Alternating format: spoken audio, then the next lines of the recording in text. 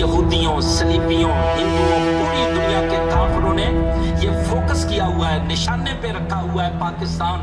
Tonight we bring you a hard-hitting special report on a nation that has for decades played a dangerous double game.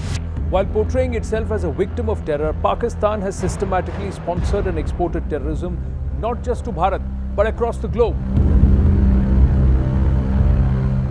This isn't hearsay. These are facts laid bare in books, backed by confessions from its own top politicians, military brass, and intelligence chiefs. From Osama bin Laden's hideout near a military academy to Lashkar-e-Taiba's training camps in Muzaffarabad, the evidence is overwhelming. Multiple books, The Spy Chronicles, Pakistan Under Siege, Terrorism Revisited, and Deadly Connections detail how Pakistan's military and ISI built a network of extremist groups to wage proxy wars, especially against Bharat. Former ISI chief Asad Durrani himself admitted to Pakistan's hand in creating the Hurriyat in Kashmir, backing Hafiz Saeed, and even hinted at a deal over Osama bin Laden. Madiha Afzal, Rohan Gunaratna, Steve Call, Aisha Siddiqa, George Perkovich, and Michael Hayden, names from around the world, paint the same picture. Pakistan is not just a safe haven for terror, it is the architect. But it is not just authors or foreign analysts saying this. Let's hear from the horse's mouth, Pakistan's own leaders. Well, we have been doing this dirty work for the United States for about 3 decades, and West, including Britain. The Pakistani army, ISI, trained Al-Qaeda and all these groups to fight in Afghanistan. There were always links between Pakistan. There had to be links because they trained them. Speaker जनाब शाह महमूद कुरैशी साहब की टांगें कांप रही थी, कह रहे थे हिंदुस्तान हमला कर रहा है. हमने हिंदुस्तान को घुस के मारा है जनाब स्पीकर वहां पे.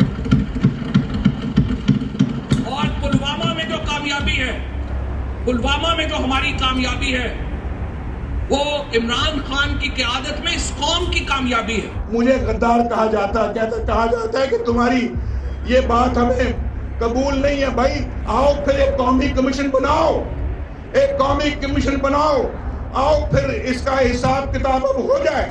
Pakistan's military hasn't been silent either. From General Musharraf to ISPR chiefs and even the Pakistan Army's own admissions, there is enough to indict an entire state machinery. हम मुजाहिदीन लाए पूरी दुनिया से. ओसामा बिन लादेन हमारा hero था. CIA का भी था शायद. यस, ये ज़वाहिरी हमारा हीरो था. यहाँ फिर ये लश्कर-ए-तैयबा वगैरह बनी, बहुत सी 10-12 और भी बनी.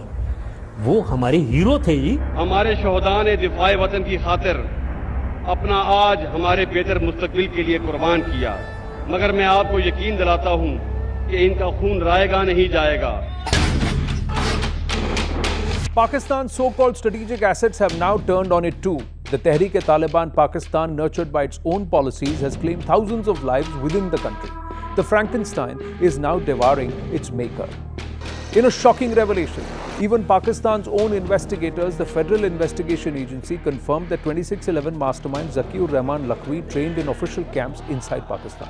Top US officials, including former CIA Director Michael Hayden and Admiral Mike Mullen, have called out Pakistan's duplicity.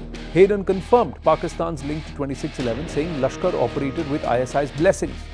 And it's not just India. Iran has blamed Pakistan-based groups for attacks on its soil. Afghanistan suffered for decades, and the West used Pakistan's land to fight terror even as it was feeding the very enemy.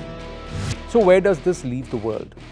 A country that has confessed to nurturing terror, a military that distinguishes between good and bad terrorists, and a state that denies everything in global forums but glorifies it at home. It's time the world stops buying the victim narrative and starts holding Pakistan to account.